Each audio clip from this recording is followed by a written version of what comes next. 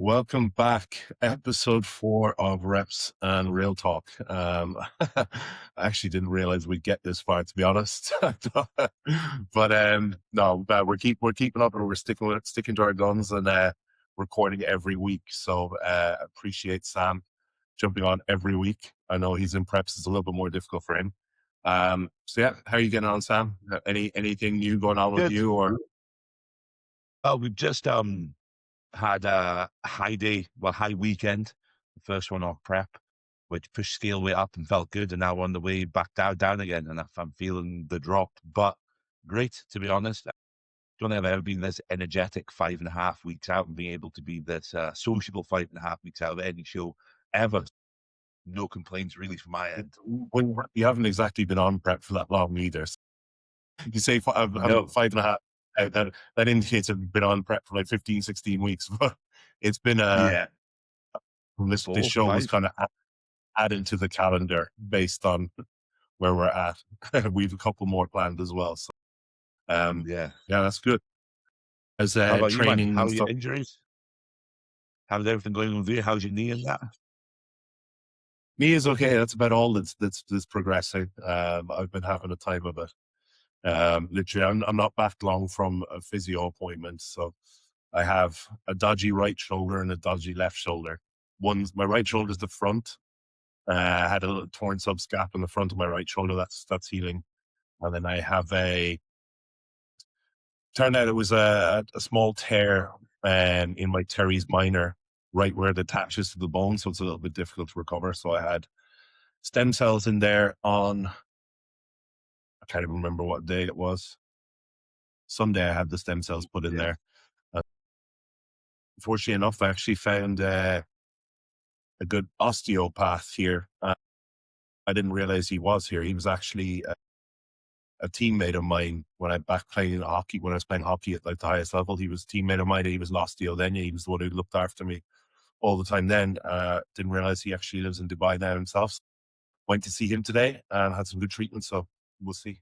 We'll see how it goes. Uh, Are they saying the shoulder's old injury though, the new injuries from the crutches, or what is the Yeah. So gen with that? the right shoulder initially actually was from the crutches.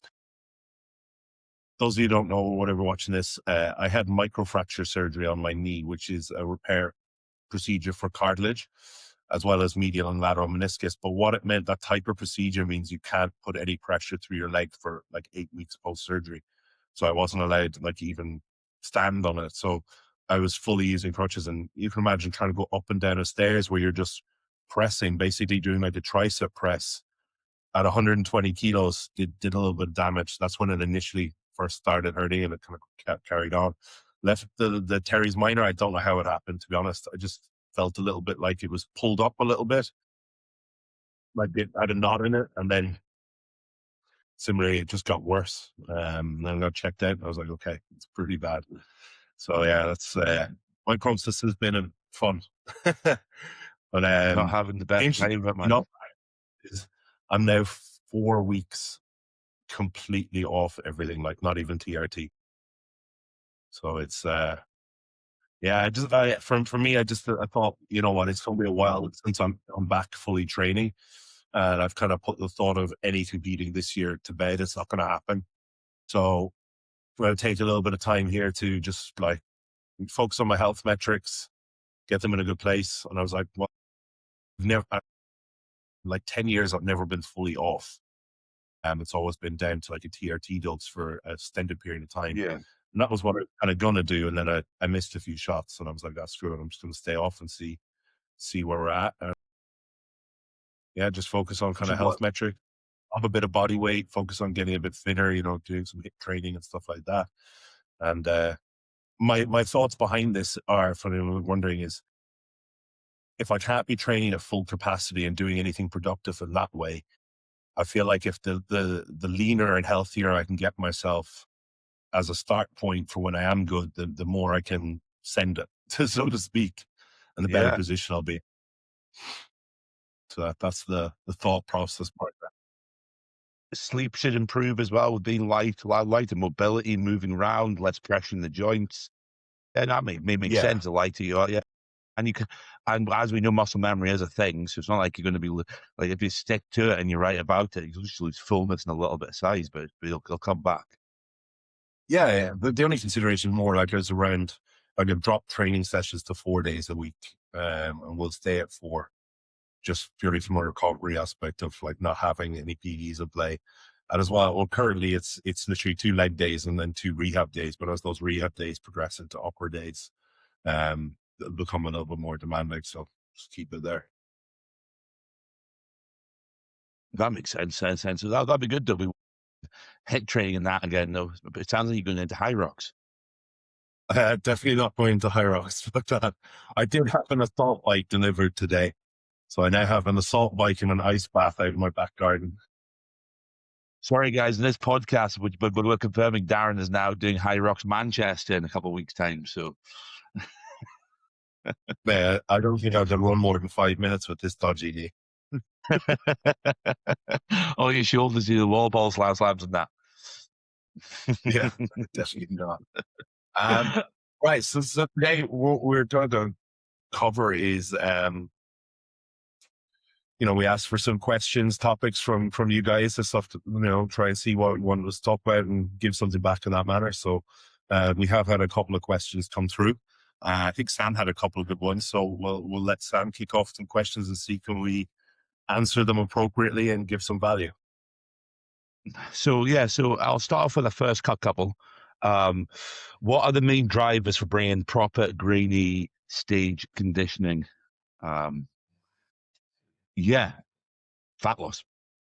That's my thought process with it. It's I kind think of like, they break that one down into like, because I presume that person means like that crazy conditioning, like the kind of Branch Warren, conditioning it. Ultimately, the earlier on you are in your career as a bodybuilder, the less likely you are to achieve that. Now, that's not set in stone for everyone, but for the majority. And that simply because you don't have enough muscle there to begin with. Ultimately, that sort of true grainy condition comes down to one, getting so much body fat off and that skin being so tight to the muscle and having that muscle pressure. But if you don't have that muscle pressure or that muscle size there, it's going to be hard. Like, listen, I remember early on, I had gotten really good condition in some of my earlier shows, but like I didn't have a single glute by it because I had no glute muscle. But now it's at the point where, I've got there and it kind of have glute lines kind of even in off season now. And that's another point to kind of think is once, like, you got to think you're trying to drop fat that's been there for years and years and years and years. So it's going to take time to truly get all the way there. But what you will find is when you do get all the way there after a couple of times, you'll have a leaner sort of set point, and keeping a leaner set point through your off seasons will also kind of account for that as well. I think giving yourself time in your prep to achieve it, we've all done it, and we've had those clients who send through a picture and they're like, their abs are showing, and they're like, I'm shredded, coach. And you're like, no, you're not. What you think is shredded? Add another 6 to 8 weeks of hard work, and then you're stage shredded. what body fat am I? Am I sub 10 yet? You're like, definitely not, bro. It's like, oh, you must be sub 10. Definitely not. Like, not a chance. The way I tell folks is like, when you're sub 10, it hurts. Just existing just hurts. And they're like, what? I'm like, yeah, okay. When laying in bed hurts, then you're sub 10. That's when you're shredded. Laying on pillows isn't very comfortable. That's when you get in there. But I find that going into that, it's kind of like the more times you diet, I think grainy stage conditioning comes from also just dieting a lot, having times in prep, having those. I do find there's a certain reward. There's only so far your body will go before it fights back. It's telling me, no, I'm not going to lose any more body fat. I'm not going to get leaner. We need food. I'm not going to let you do this. And the body, you can see it with some clients, bodies don't respond no matter if you give them refeeds, if you give them days off, if you give them high amounts of food, but the body's just like, no, I'm done. And then that means you have to come out of a diet. But the next time you come around, the starting set point is way better. So you can be able to push past that. And that's where the graininess I feel comes from, is that dense muscle with high diet. a timeline kind of, I'm not going to say issue, but, you know, earlier on this, the first couple of preps you don't have the most perfect setup going into your prep. You know, you haven't been, you know, nobody is, they're not 100% in their off season. So their start point's not as good. And, you know, you've got more body fat to drop. So that the prep, you know, the diet has to be more aggressive. More aggressive you are, the more negatives there are, you know, more higher cortisol build up, things like this, the more fatigue that is there. And like you said, your body fights against you. And it's kind of like, well, and it's probably not feasible. Like if you've given a 20-week prep, and it's probably about 20 to 24 weeks, kind of the max person will really do feasibly. Yeah. Probably needed 30 to 34 weeks based on where they were at to do it at a rate of loss that would allow them to get to that place without absolutely killing themselves. So it's kind of like you said, but that person who doesn't quite get all the way there, comes out of it, feeds up, has a better set point, then they go into the prep, and then all of a sudden they can do it in that 20 weeks. So a large amount of I would say, getting truly stage peeled and grainy starts way before the prep. Way before the prep. It's absolutely wrong. Like you can attest for now is like the level of your off season. Look how much easier it is for you to get into condition. Like I'm not going to say it's easy, but it's easier. It's less of a slog because your set point was better. And I think we also consider genetic play a role as well. You know, and they're genetically, I'm sorry, but there's some people out there who probably will never achieve it. And it's like hormonal stuff, genetic stuff. You know, if you have a higher estrogen set point, you're going to have a harder time dropping like that adipose tissue. Yeah, 100%. It definitely is coming from a side. I find the leaner you start, the diet, the better, and then you can get there faster. It's just about getting to where you were before, then pushing that little bit beyond. Cause I think people think there's like secret sauce. I have a massive there's when you get lean, taking a super draw when you're super lean makes you look even bigger and grainier, but you have to be lean. It's kind of like, well, maybe doing some stuff with salt make you look grainy and lean.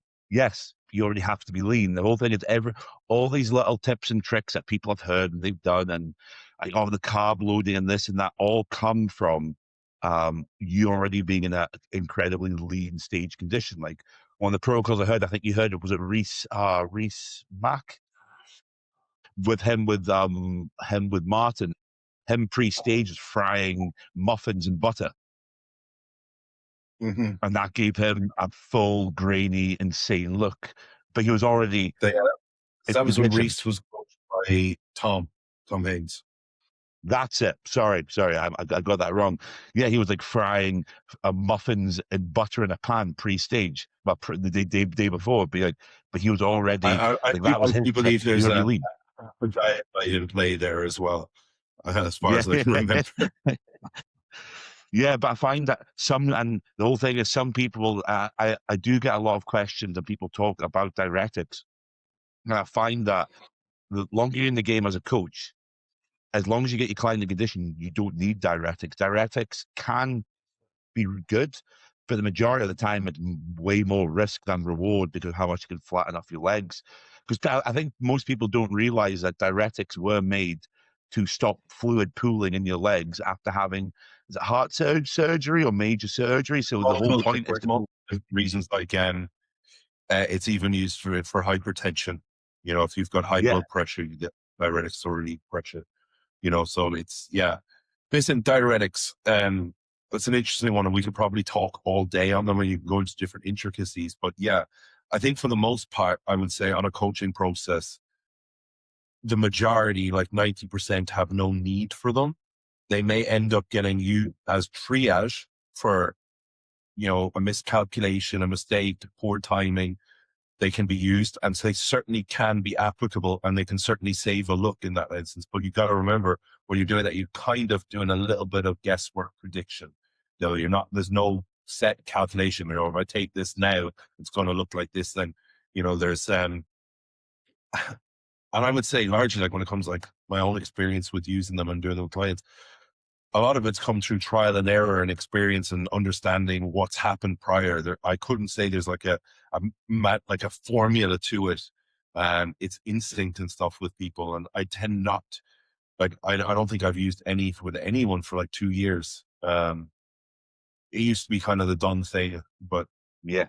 yeah, I will say there is clients out there who will require it regardless. Again, when we come back to like higher E2 set points and things like that, people like hold like a lot more water naturally. You know, that person who's like, they're shredded everywhere and they've got this fat face. You know, there's going to be a certain amount of, fluid still on their body. But yeah, it's not something that you want to be giving Just information use it out for on. the sake of it. It's so different for every case. But I'm never going to sit here and say diuretics are bad. They shouldn't be used, because there is case points where they can be used. But I think ultimately, I would say 90% of people who are going to hear this, it's probably never going to come into the equation for them, or it should never come into the equation for them if the prep timeline has been managed correctly. Yeah, no, completely. It's always, there's a reason why it's in the business of bodybuilding, because they do work, but it is about when to apply them. And I think I do feel coaches more and more are trying to learn more about them. Like I am, whenever I see stuff about them, I'm trying to learn up on them because of how dangerous they can be, but also how useful they can be. So it's something you really, really, really need to understand, especially with the different types of diuretics, with how they work in the system, with how they pull water in different ways, and like the difference between Bactrim and diazide. Like I'm completely for them, but not the use of them. I'm like completely for knowledge on them, time and place. And the time and place is usually not a lot of the time at all. And it is a triage thing. Long flight, go off the flight holding a bucket ton of water, blood pressure's through the roof. Maybe a quarter diazide might help you sort you right out there while keeping fluids and balance. There is times and places for them. It's just, I think, when, because there was a question about diuretics as well, Yeah, about the one of the use ones of it. I actually think that, I mentioned, like a miscalculation. Sometimes it's not even a miscalculation. You know, a coach could have all the data in the world going into a peak and like this, that. But do you know what? One thing a coach cannot account for is stress and the impact that can have on a client. Client's cortisol. highly stressed. All of a sudden, motility slows down. They start holding water. Then, okay, shit, you might need to input like even a third of a diazide or something like that. The other case, and I should have mentioned it, is like, obviously I'm in a division where it's a weight cap, and you were classic. You Yeah. will see it used a lot more in classic, Yep. probably for the weight in itself, Yes. right? And that's, some like it's necessary for certain athletes who are Mhm. absolutely peeled to the bone and they're still like 7 pounds over the cap. They may need to fast, use a diuretic. It's not going to be healthy. It's not going to be safe, but the end justifies the means. And I'm talking this at the top level. Like there was multiple guys at this year's Olympia in particular, because the weigh-in was so scrutinized. There was multiple guys did need to do it. I know Yeah. that for a fact, and it is done regularly with classic and the weigh-ins. I think, but also, I also know that for the fact that the majority of classic guys make that choice themselves. I know that the top Yeah, end coaches aren't pushing it, and it's kind of like they're like, I know what I need to do. I make that choice. It's a reality of classic. Classic is one of the most sought after classes, just because of how, I don't know what it is. The Bumstead, it's kind of like, I think people, because it seems more achievable to most people, even though I think it's one of the least achievable ones. yeah. But it's I think very besides popular. So the muscle is achievable, and I think for a lot of people, it's a desirable look that they like. yeah, Um, and I'll speak from personal experience here as someone who is at the top end of the classic class, and making weight is difficult for me. And I had that decision of, do I try and push to open? And I did have one off season where I did push up. And I'll be honest, walking around at I was like 288 at my biggest. yeah, Felt horrible. huge. Feel good in day to day life. That is a side of it of, moving to open for a lot of guys. It is, you do have to push the extremes that end. And it's, that's, I think then it's for a lot of people, it's like, okay, well, I can be in classic. I can be big. I can look good. I can feel good and not feel uncomfortable for 90% of the year. Yeah. And I think, but also with you is like your San Antonio stage look was just classic as well. I think some people like, I think I can hold on a classic stage, but not at my classic weight cap. Like I can hit some classic poses really well, but right now I look more classic at 10 kilos above my weight. So I'm Yeah, like, with that, I've always, like, I'll give an honest critique here. I've always looked at your physique and thought you were really good physique, but it always looked like there was parts missing, and those parts could never be filled in within that cap. Now, what you find is these yeah, classic guys who are really good in classic, they look absolutely complete. And that's just down to genetic makeup, like your proportions. We're not all yeah, built the same. We have higher bone densities, bigger waist, bigger, all these sort of things make a difference. And that person is the proportion. There's a lot of guys who are trying to force into the classic. I'm like, if you're struggling to make the weight and you're not doing very well, you probably got to look at your physique and actually look at your physique and go, well, okay, do a physique analysis and go, well, how are my lats? Do they need improving? Yeah. How are my quads? Do they need improving? How are my delts? Do they need improving? My chest thickness doesn't need improving. If you're sitting there going, yeah, yeah, yeah, yeah, and you've got 2 pounds left of the cap, well, that's your decision made. I can't make my physique look good yeah. and stay in this cap. Yeah, 100%. I think people are trying to force it as like flogging a dead horse in a way. As they try to force something, and you go like, doing open's hard. And I know getting big is hard. Like trying to hold that much tissue, you said walking around is difficult, sleeping's difficult. I understand why people do it. Because the upside, at least they'll be the biggest for their class. So as you go into open, always somebody bigger. Like my best friend Jamie Harrison. Like it's funny that the amount of times I'll be speaking to folk, I'm like, Jamie makes me look small, and they're like, really? And then I'm like, yeah. And then they see me and him next to each other. They're like, oh my god. I'm like, there's levels to this. I'm happy with one It's day a big book. I'll be there. One day I'll be there. I hope so. But like I was with him at the weekend there, mate, and I was like, yep. It does feel out of reach at times because I think there's like a 10. I think when he's in condition, like right now, there'll be a nearly 10 kilo weight difference, something like that, which is a lot of muscle mass. People underestimate the size of 1 kilo of muscle mass. Never mind 10. 1 kilo of One muscle mass kilo is a lot of muscle is mass. 1 kilo of like true stage weight shredded muscle is a lot. It's a lot.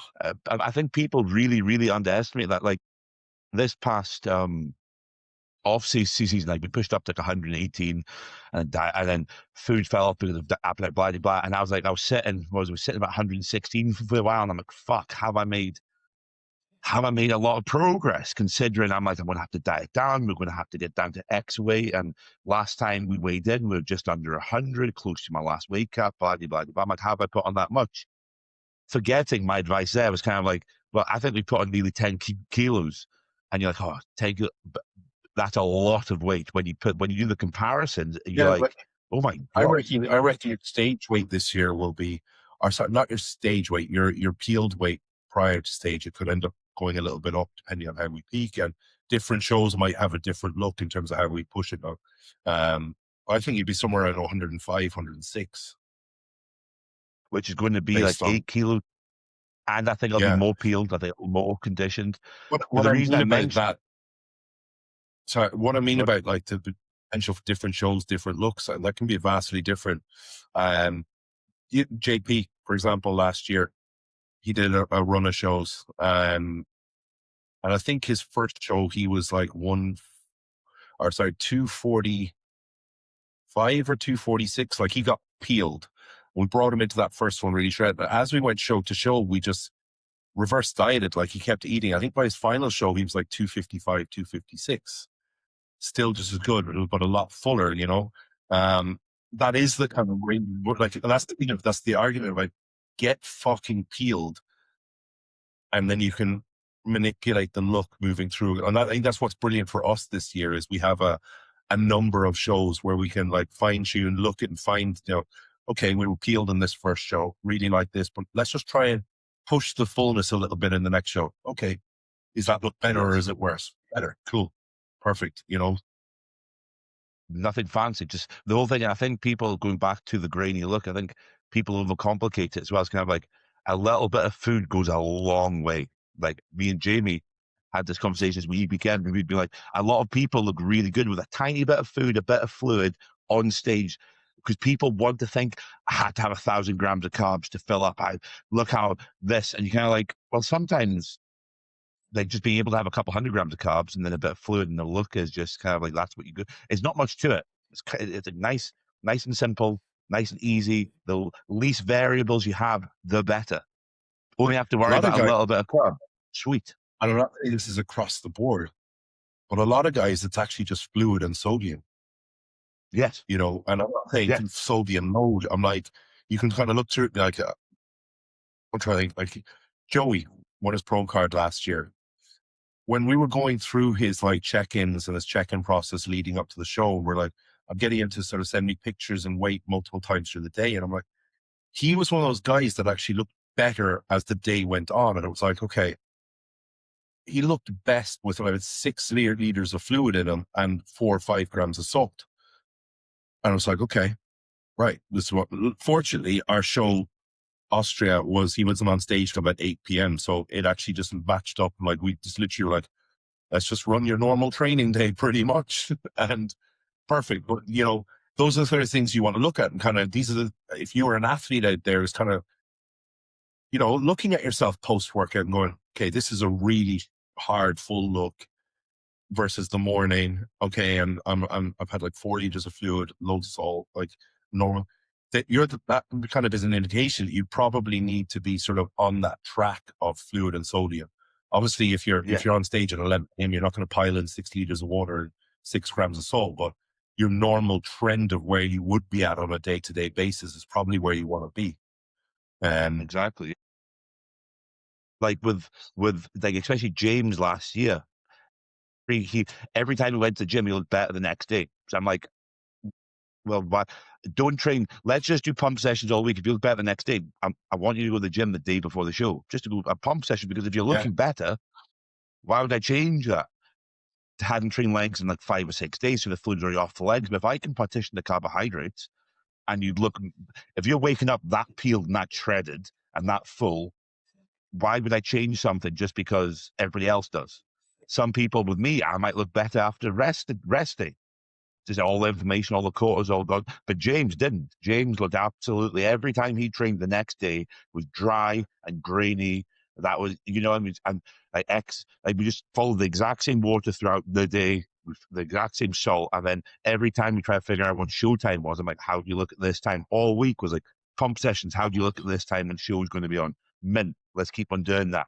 Keep on showing up like that. yeah. Nice and easy. That's it. There isn't a magic formula to it at all. You know, there's guidelines and It is, there's thought yeah. processes that should be going on as a coach and understandings, but there isn't a one size fits all or method to it. And sometimes what you might find out with the client you're working with is the method you're doing goes against what should happen or what should be being done.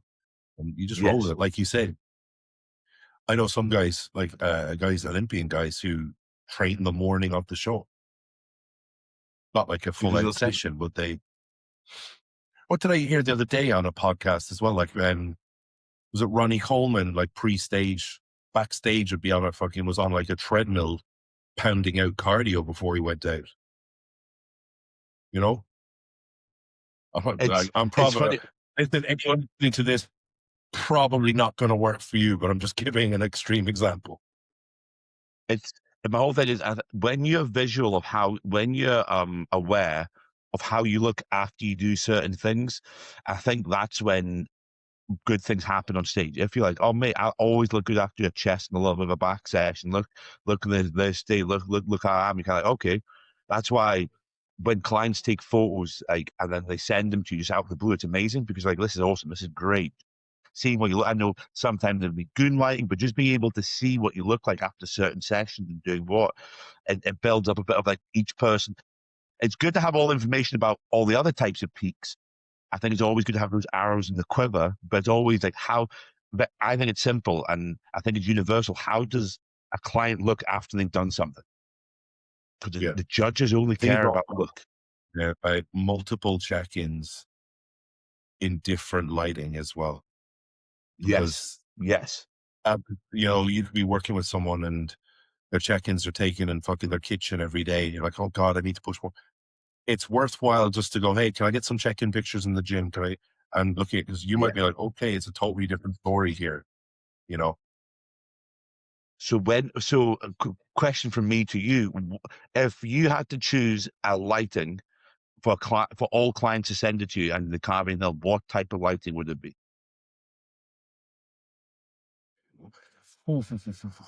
I'm going to go with, for consistency, I'm going to go with black background, no natural lighting, rim light, because it's just pretty true. And it's always going to Yeah, be the same. I am, however, going to get that client as we're leading closer to a show to send me a couple of other, like maybe in the gym or natural lighting ones, just to cross reference and make sure we're kind of, I'm not missing something. But, you know, if you're that like brilliant, if you've got awesome side natural lighting coming in, great. But, you know, moment we don't live in play. Well, I probably do, but even here, the sun can change. It's not always going to thing be is, the same, I you think you know? hit the nail on the head with the upside, because I've got like a camera light, a big fucking square thing that helps. Do I Yeah. look the most flattering in it? No. Why do I do it? Because when I do natural lighting, Monday morning could be different to Friday morning. Could be cloudy outside, Yeah. could not be cloudy. Natural lighting is the king of lighting. You can't hide. Um, you can see all the details and blah, blah, blah, but the downside to it is the inconsistency. I completely agree. That's the way I think about it. Yeah. Like, what is Bought, what is the most consistent way to get to your coach? That's it.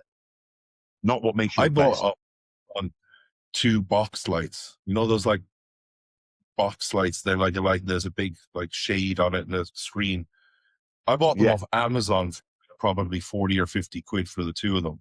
And I have them set up so it's like coming like this. So one from either yeah. like angle above, like high, and a couple of feet So back. no good lighting. And perfect, super consistent, really not like really true. Yeah, Can be, it's not the most flattering early on in a prep. Definitely not, because it shows all the little fat rolls and everything. But as prep goes on, at least it's a true. The thing is it's consistent and it's true. If you look better from week 1 to week 2, you are going in the right direction. Like if yes, you're switching your lighting all the time, and you could be looking week 1 to week 2, and coach go, "Oh, he looks way better." Doesn't, it's just different lighting. It's actually the exact yeah. same. So the, And the the main thing. difference, I find that a client, because if you have a black background, the difference is just Yeah, extreme as well. You see, so everything, and you go to Amazon now, you can buy a wee setup frame for 30 quid. We pop up 10th, but even cheaper. Even if it's yeah, just a square circle around you, and the difference is monumental for the quality of check-in, for the production values, for something cheap. But you can just see the details. There's no shadows behind you. There's no like, oh, it makes my lats look bigger because of the way the cabinet sits. It's kind of like, no, this is how you look. And to me, having a ring light and having a clicker makes check-ins easier, better, and way more accurate. 100%. That's what I'd highly recommend anybody getting for yeah. sure. Been a big game changer for me, like with my check-ins. I have them actually in my welcome like pack book that I send out new clients. There's the first part of the document is about the check-ins and recommendations on what to get. I think it's good to know, and the whole thing is it's mainly it's actually as much as for the coach's benefit, it's also for the client's benefit. But when you can look at a check-in and know that that's how you look and you like it, it's a good feeling to have. It's quite good. You're like, I Yeah. actually don't look too bad there. You're like, yeah, that's you, bro. That's you. Which is a really cool way to be. Then, do you have any questions? Do you want me to keep on going with mine? I'll crack on with yours. I think were two. They were pretty uh, basic. You had quite a few. So, um, um, what? How do I word this better? Are free weights or machines better? Which one and why? Um, I think the I question think one is, is. I understand what the meaning of the go on. Well, no, oh, you go. Um, they both have the utilities. The whole thing is machine weights are fantastic, reducing injury, but not neither one's better because they both have it's That was Jared. They both have different applications. If I had to choose, though, I think I would choose free weights because I think that there's more utility to them. So we're going to disagree here a little bit because I'm going to choose machine weights. From the perspective, like I look at things like I think of it like this. I'm like, when we're training, we're bodybuilders, our goal is isolating a muscle and isolating a movement. And we're so blessed with so many different machines now that kind of dictate your path and just put all your primary focus on the muscle you're trying to work. When you're using a free weight, you have stabilization to manage. So you're going to be using a lot of, secondary muscles and stuff as well. And I always look at it this way: is that's one of the most recommended things, like as you move into a prep, is try and remove free weights, replace with machine variables, because there's less risk of injury. Stabilization, you're not, as you drop body weight and things like this, stabilization becomes a little bit harder. So I feel like if we're taking like a chest press, for example, you're just locked in, just pressing that movement line dictated, not needing to focus on else, versus a dumbbell press. But I'm not going to sit here and say that free weights don't have a place either, because like, for an example, not everyone has a fully equipped gym. And they might have a press machine that is, a flat press machine, and it's diverging. So when I mean, they're pushing like out so they're not getting like that full contraction, because like a converging. So that's where naturally, like you think like a dumbbell press is always naturally converging, meaning you're coming from wide in, wide coming across the chest, getting a full chest contraction. So I'd be like, in that instance, I'd be like, you're going to be better for development to be working with the dumbbell press. I agree Yeah, with so everything you've said better there. for it as well.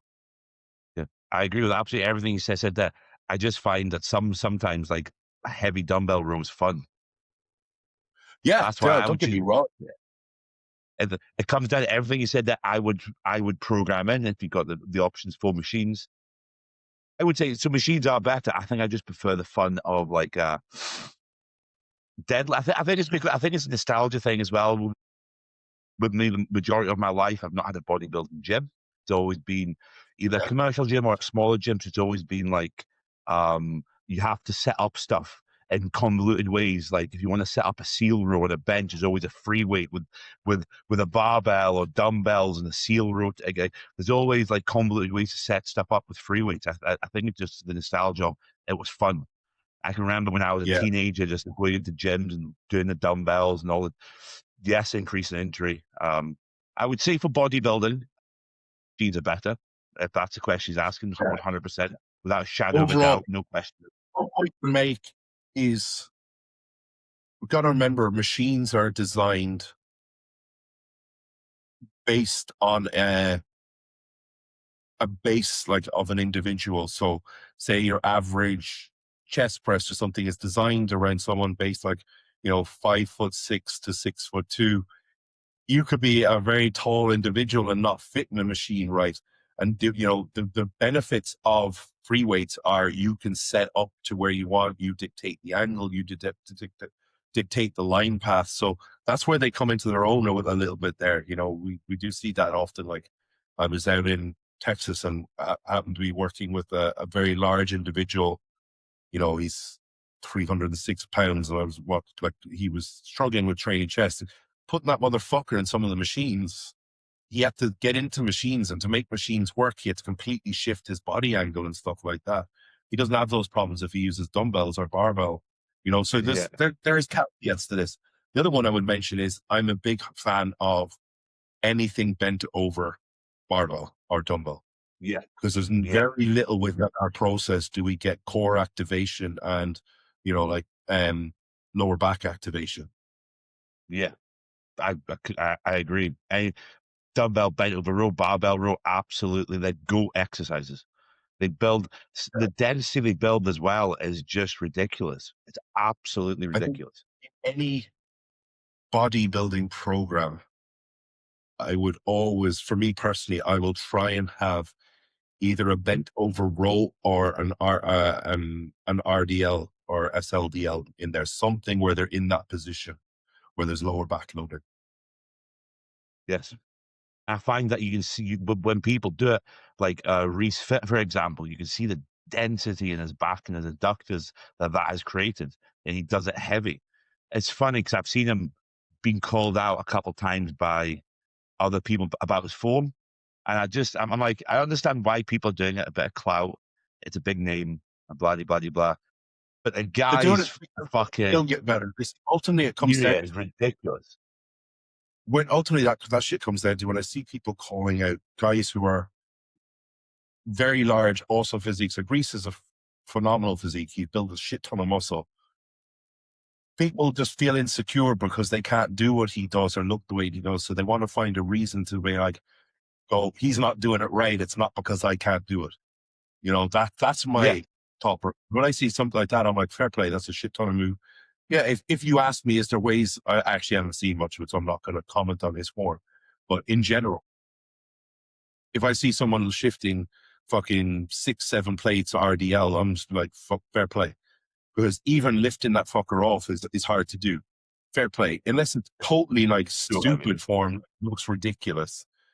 But if you were to ask me to go, is there any way they could be better? I'd go, yeah, they could be slightly better. This is how they could, but they're doing it. It's working for them. So I'm not going to stand here and critique and tell them to do it differently.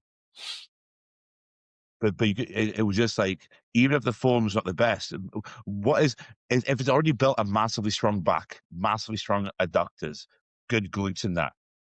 Even if I don't say the form's good, the form's clearly there to some extent.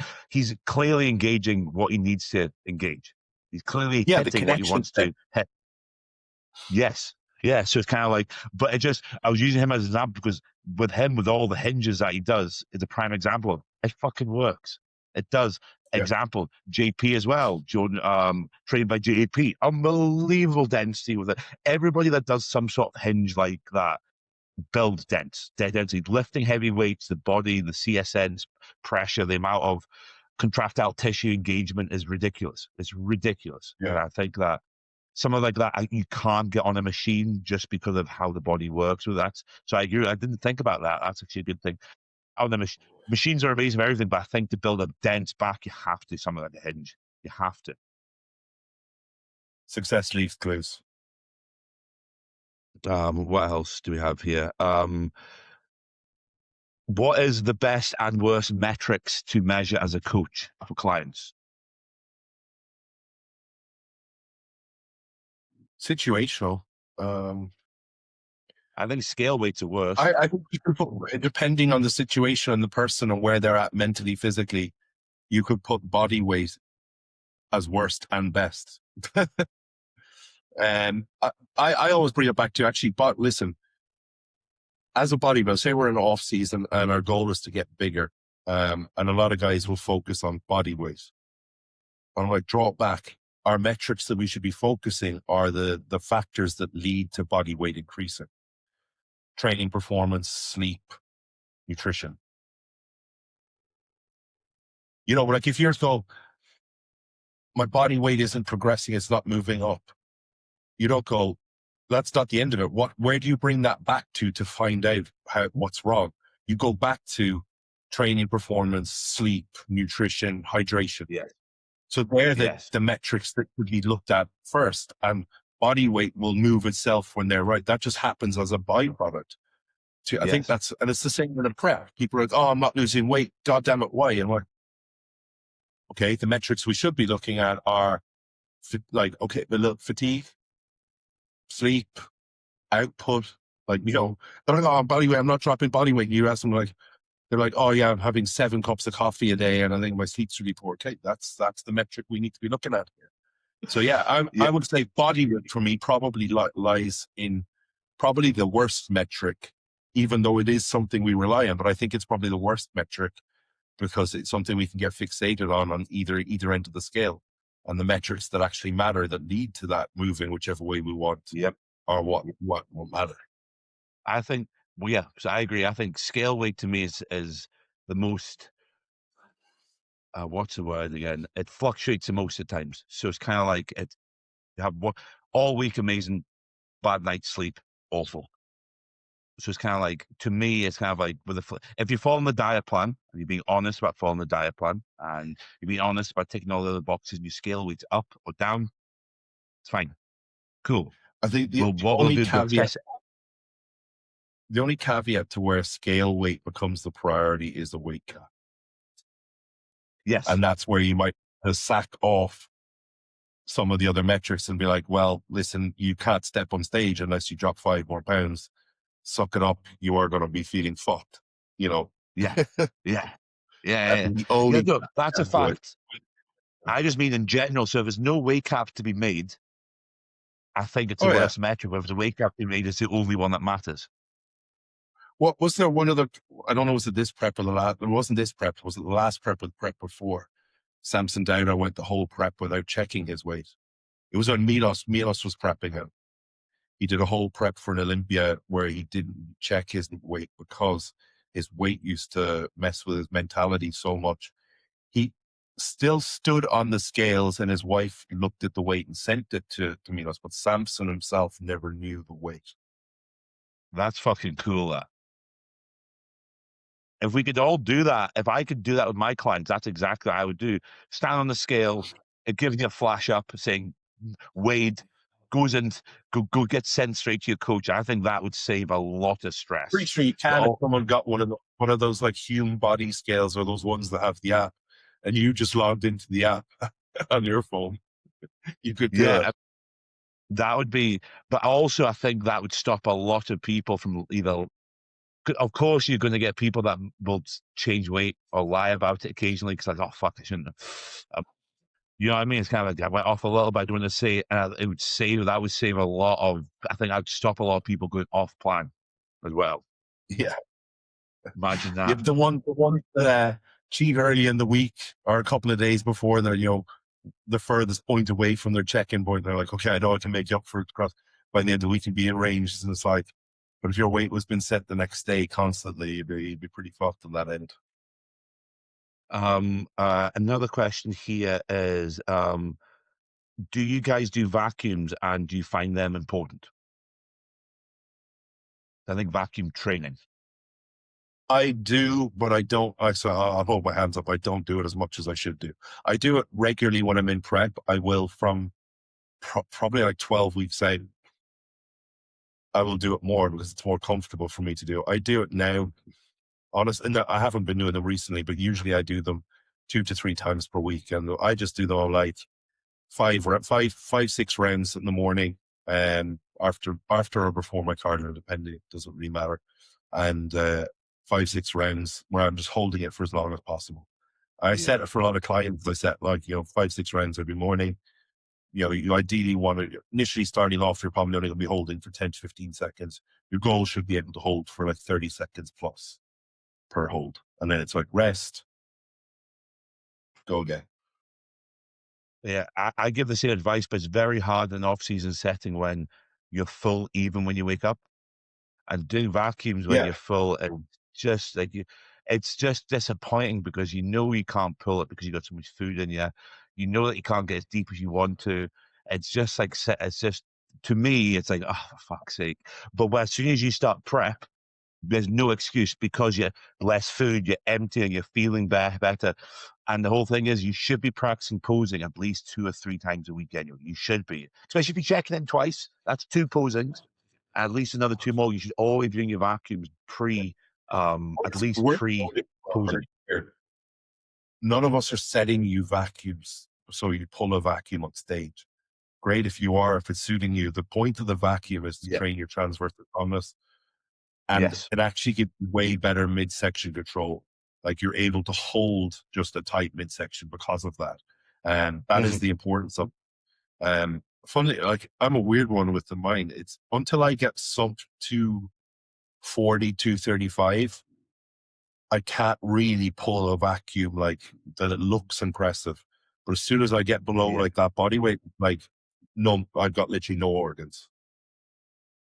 I find, the smaller I'm getting, the better the vacuum is. But what I find is a vacuum you can use for certain poses as well. Like, if you don't look good in a vacuum, I actually find if you try and vacuum from the back and do a back relaxed, it pulls all your weight up. and you can sit on your lats. Mostly Yeah, actually pulls your waist in. This like a side chest. If you can vacuum in a side chest, your waist goes tiny. Because that's what I'm trying to do. I'm trying to, like, if I can get that vacuum in a side chest, the difference is that's a night real and day. old school classic side chest pose. Like if you look at Arnold's side chest, he almost did pull like a vacuum often. Like he pulls that midsection in, pulls that waist in, and Yeah. sits like the hands clasped just at the top underneath the sort of sternum. And makes that can make a side chest go from average looking to elite, I find. Like I think my side chest is one of my strongest shots. And I put it all down to that. I put it all down to being able to make that waist tiny so the legs look bigger, then the upper half looks bigger because the waist, Yeah, it's build that it up the illusion of rate it. because you're able to create from it. Um, Yeah. yeah, definitely had a your side chest and does really suit it. Um, where's another decent one? There was another one. What are your thoughts on saunas on prep? Well, I know mine. Yeah, it's not something I'm going to make people do. It's obviously very good for like a health standpoint, very good for sort of recovery. I definitely there's benefits to it, but it's not something I'm going to be like telling a client you got to go and do saunas because listen, not everyone has access to one and stuff like that. Yeah. You enjoy doing them and you do them Yeah. regularly. I might continue them. I worry about the people who just get a notion towards the back end of prep and they're like, I'm going to go do saunas. And I'm like, you're messing with hydration and electrolyte balances here because it's not something you're used to. Yes. So that's where you're going to have issues.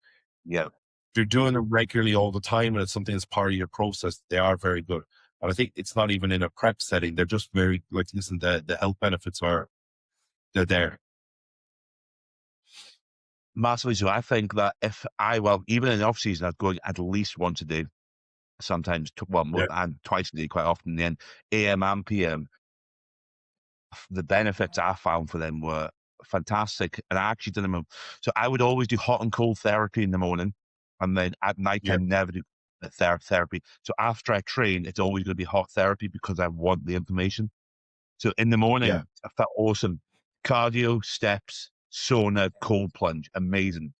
All information gone, felt good. But then I think people don't realize that to create hypertrophy, you need information and you need to have the nutrients in the Same. muscle. Um, it's the exact same reason why you should never take like a curcumin product or anything like that from around and post or near your training. So you don't want Yeah. anything that's anti-inflammatory based around training. So that's the whole thing when the ice baths came out and everyone was like, Chris Bumstead's doing ice baths. I'm going to do ice baths. And they're finishing their training session and jumping into an ice bath. Is it making a huge negative difference? Probably not like massive, but it's not positive. So yeah, I agree with that. It's like cold plunge therapy in the morning. Brilliant. Funny, I'll happily do I've got an ice bath here. But so not a chance, not getting in one. Hate them. I just hate them. Well, that can move into another thing. So it's kind of like a couple of questions about peptides, and quite a few peptides have anti-inflammatory responses. Like GHKCU, people think hair and skin amazing. I've seen amazing results of both of them, but also it has an insane anti-inflammatory response as well. So people ask me which I might should never do them or KPV or BPC or TB post training. The reason being is to Yeah, keep well, the information better. like I think we need to clarify that it shouldn't be near the training window. So if you're a Yes. person who's training in the morning, you take them in the morning and you're training 2 hours later, it's probably not going to do it. So yeah, it shouldn't be Yes. near the train window. For me, for example, I train at like 10 a.m. every day. So I use all Yes. of those products not at just before I go to bed, like 9 p.m. Sorry, that was 100% actually with yes. So because I train usually later I on, know that's when I'll give you. that way, but we have to make sure because people will take us literally, Yeah, and yeah. we don't want to miss Yeah, information. so it's kind of like that would be like it's kind of like what are your thoughts on peptides and building? And another question was being like, do you think peptides will get that good that they'll overtake steroids? No, I don't think you can. never. I don't think you can ever beat testosterone, but also it's hard to beat. I think it's hard to beat stuff your body produces. Is my thought Look, process and listen, stuff. The put it this body is way, like In a bodybuilding setting with the goal of building muscle, peptides don't build muscle. Some of the peptides facilitate muscle building, but they're not going to build muscle. Testosterone will build muscle. Okay, obviously, if you sit in your ass and you do fuck all, and I mean this from a point of there is training and stuff involved. Peptides are not going to do that job. So will they ever overtake steroids? No. Do I see certain peptides overtaking certain aspects within bodybuilding, like the potential for, our fat loss agents? You could argue now that something like a SLU could be used over a clen.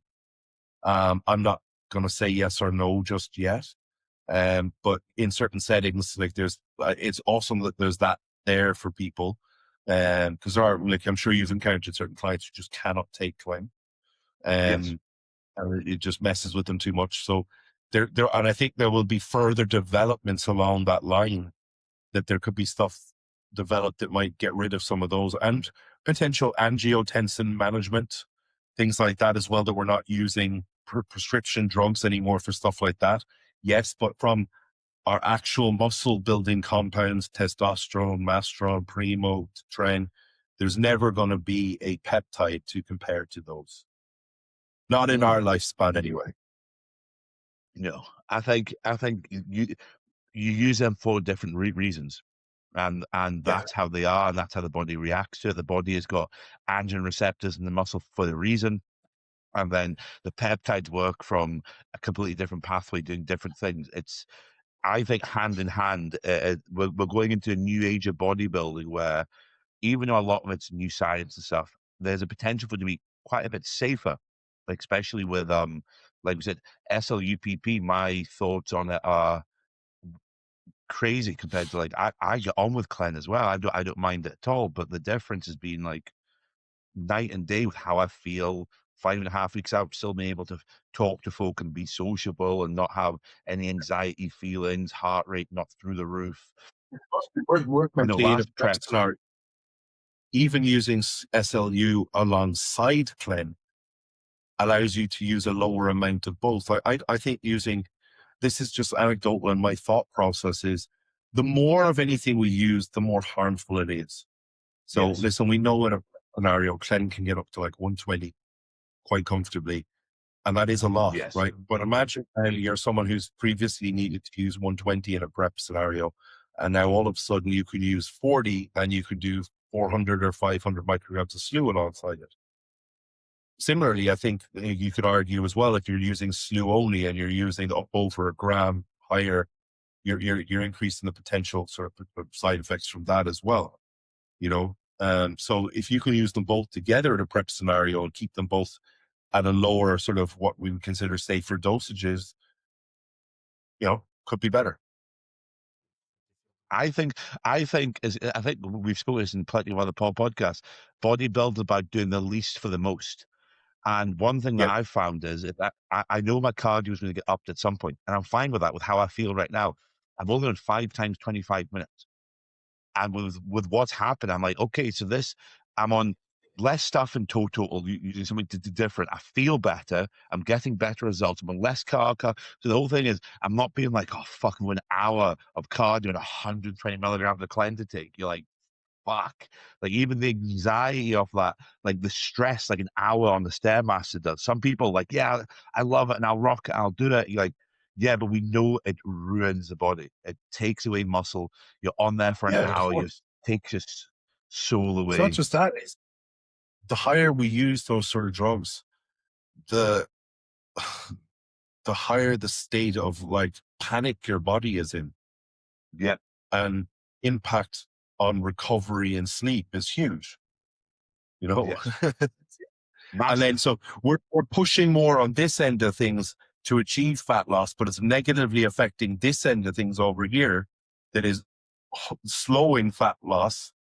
It's, we've got to find a balance there. And sometimes it can be hard, and it's often just, playing with the scales on both. It is, yeah. It's about. I think. I think it's good as a coach and as a competitor to be open to the new science as well. I understand that some people are kind of completely against it or so on and so forth. But sometimes, especially if you trial out on yourself, it's good to know what we can do. Uh, so I Yeah. think peptides in the bodybuilding industry is going to be here for a while. It's here to stay, and I think it's actually going to benefit us more. I hope so. With what I've seen, I'm hoping I can see it can benefit us more positively, more longevity in the sport, um, and yeah, that's my thought process on it. But you have to use them in conjunction. But it means you can use less of other things as well. Is what I'm fine with. Like growth, for example. If you can push growth a bit high, you can actually take a little bit less gear. Is what I found as well. I'm kind of like, which is also really good. Yeah, well, growth again. Well, it's coming back to this thing about growth hormone doesn't build muscle; it facilitates muscle building through other mechanisms. So, the higher growth hormone is, the more it kind of opens up that pathway for other things to be Yes. facilitated. Um, questions.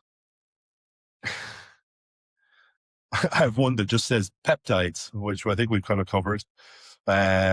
You know, if you want to ask any specific questions around peptides, give context.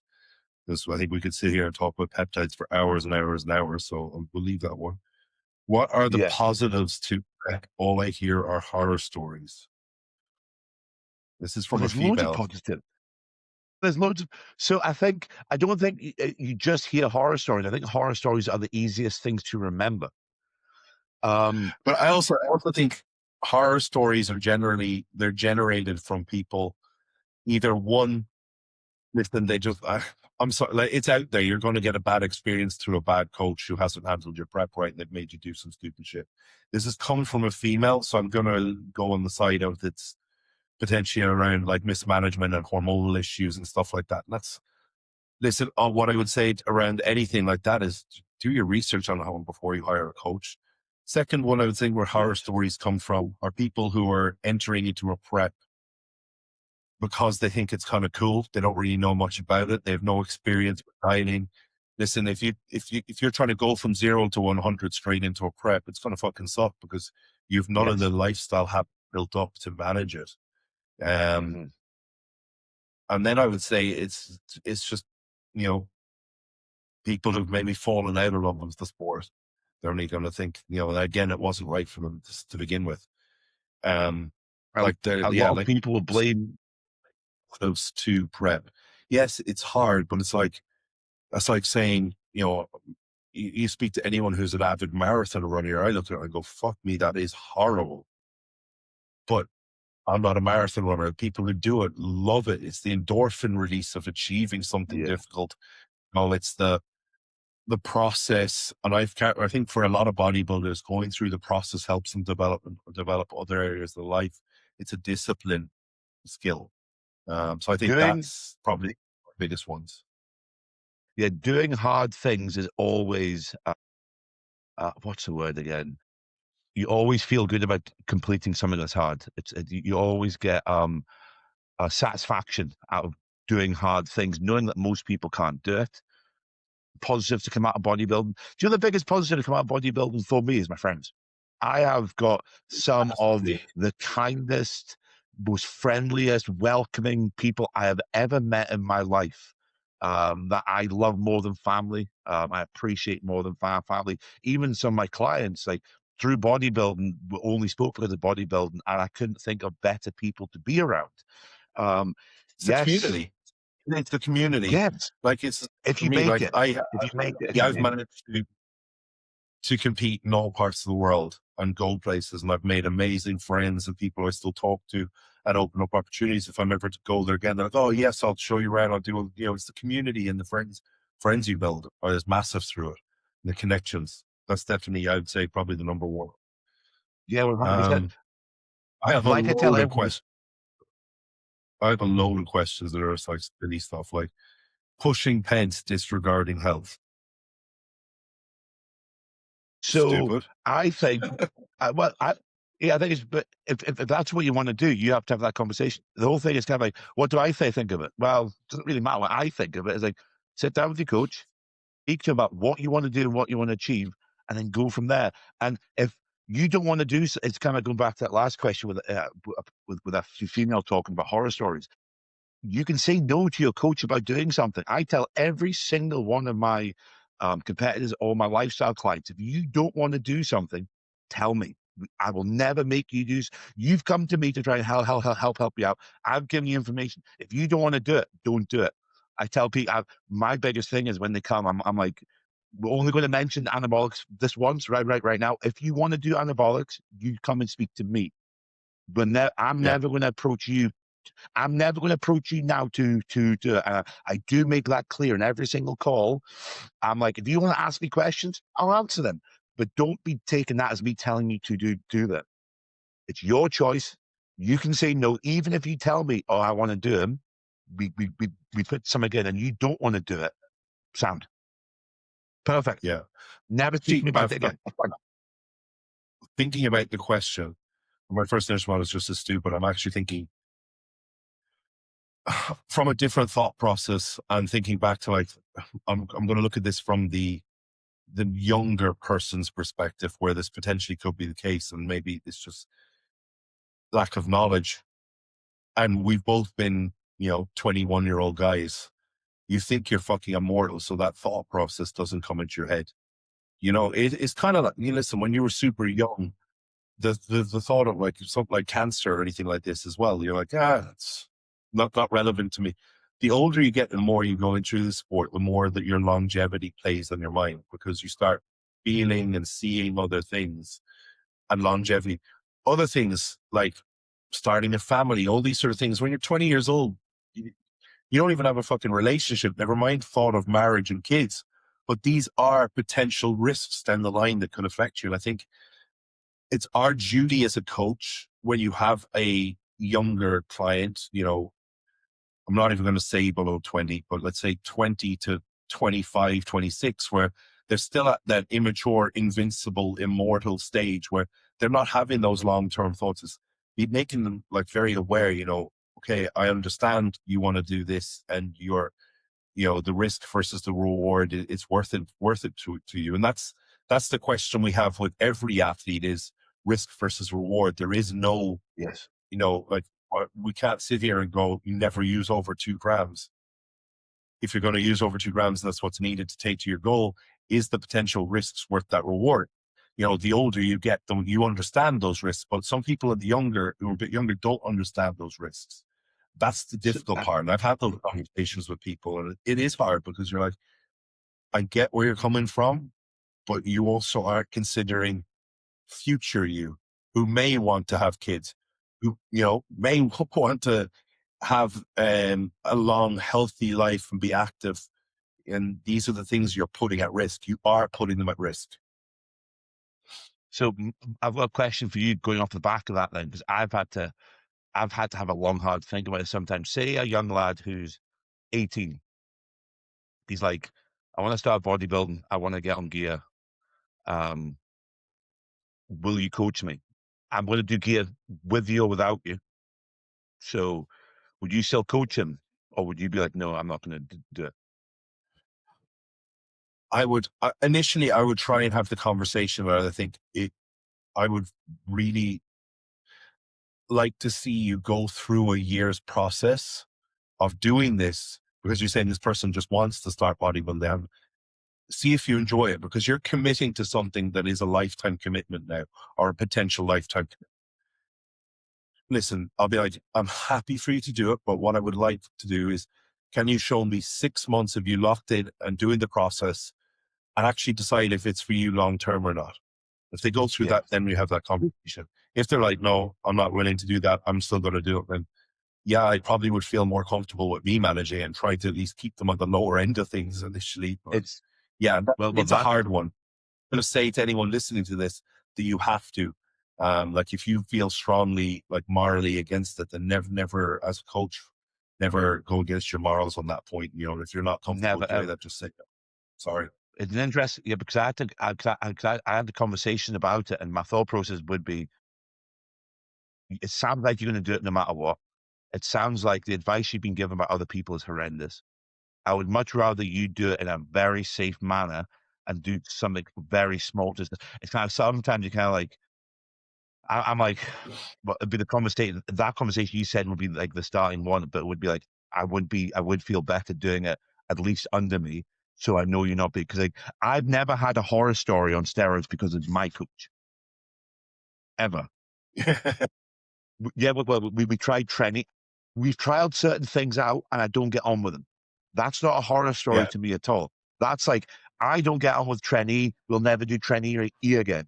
It wasn't bad. It was just like oh, it was more like gyno bladder. So the whole thing is like so my thought process is kind of like if I can get to somebody before they make dumb decisions, they can be like me and never. I've never had a bad time. No anger issues, no this. The only I right the worst time is always 3 weeks out of show, sleep goes a bit shit. Like you know what I mean? It's kind of like no horror stories, no like massive bad infections, crazy cycle dosages, crazy oral. It's kind of like no.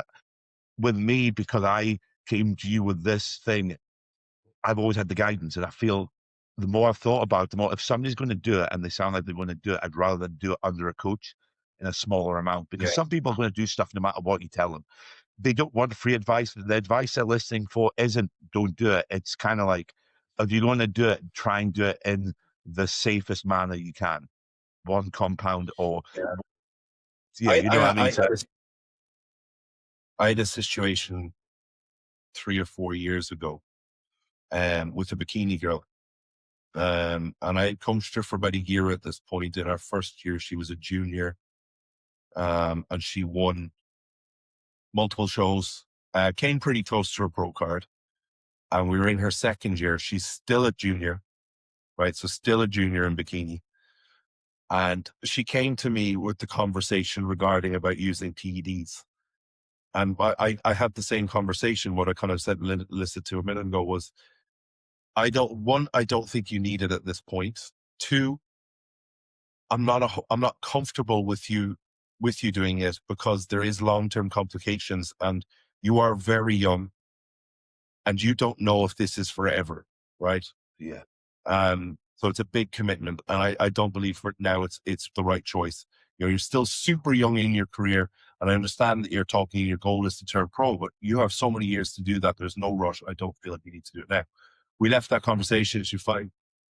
A couple of weeks later, she goes, "Oh yeah, well, I need to tell you something. I started taking Anavar during the week because some people in my gym were saying you have to take it." And I was like, "Are these people pro? No. Are these people have they coached any pros? No. Why are you listening to these people?" I don't know. I actually just gave the ultimatum was at this point, you can continue taking it, your choice, but I won't continue coaching you. Because and that was again, that was my morals. I didn't feel comfortable coaching a young female. We had that conversation. Look, she didn't. And I'm very happy to see it. A couple of years later, she has gone on to become a pro and really, really happy, but she's done brilliantly. But I thought, like, what I thought is like, you don't even like, because I think you're so flippant at that age. You're 21, 22. You're like, oh yeah, I love this for now.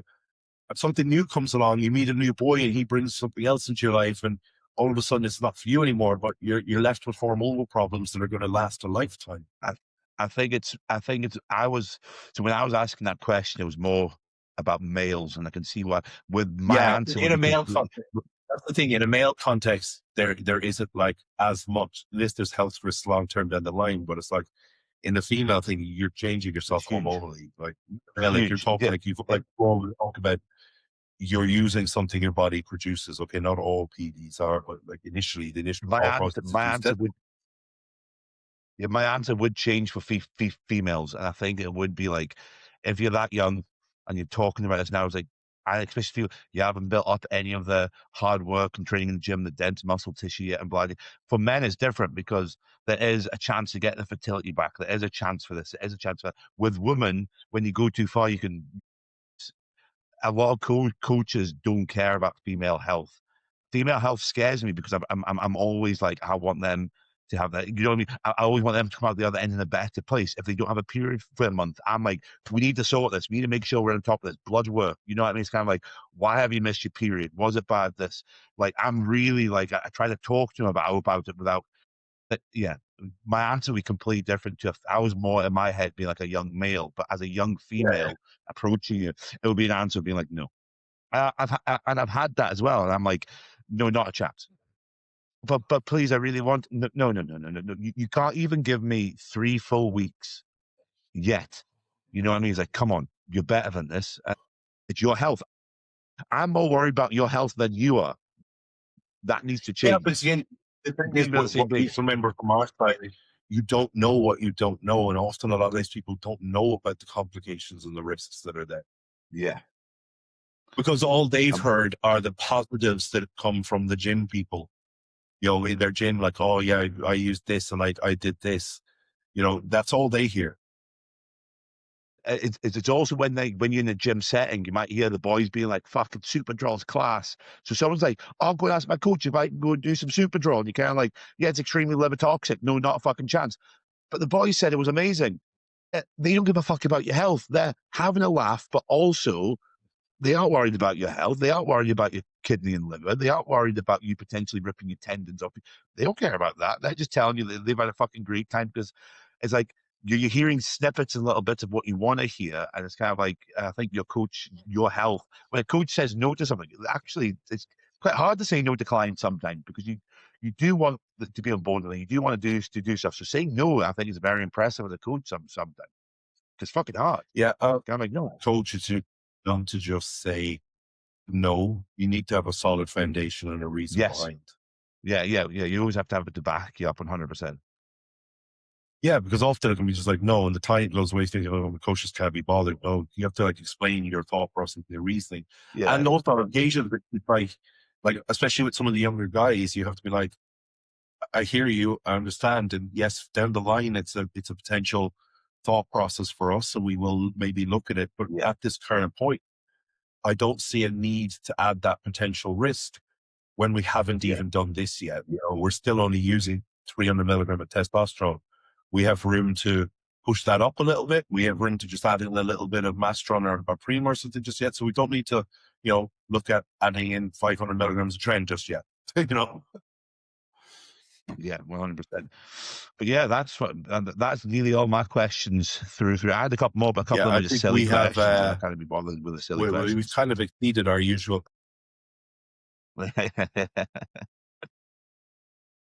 That's a We've good. got That's all, an hour so and yeah, I 30 think minutes. We went we've now. got, yeah, so we'll cut it there. That's episode 4. I've had one or two people message me about getting guests onto this. But it made me think that maybe it will be something we'll do.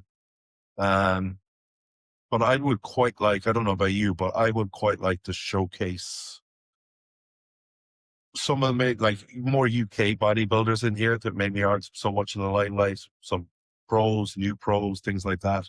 Some top level amateurs, and have some discussions with them. So we might look into that. If you are watching this and you think that's a good idea, drop a comment, maybe drop a suggestion who you'd like to see on. Yeah, And definitely. we can see. If you want us to get any of our own So clients in, I know plenty of people like I can easily get James on here. He's a really good prospect. I think one of the best classic boys in Scotland. Even Wayne as well. I could get on here. I know you could get Nico. Is it? Can you speak English? There's a couple. Will you get a couple of our clients on, or anybody else? We know quite a few folk in the industry. So if there's anybody that you'd like to hear from that you think needs a voice, I could even get Jamie Harrison on here if he wants to come on as well, and we just get questions on. Get anybody, even non-well-known people. If you just want to hear somebody come on and grill them and speak to them and get a good chat, just give us a message, or we can put up a question box to put in names as well. definitely. All right. For now, we'll leave you with thank you for watching. Please comment, like, subscribe, all that sort of stuff. And thank you for watching. Thank you so much. Peace.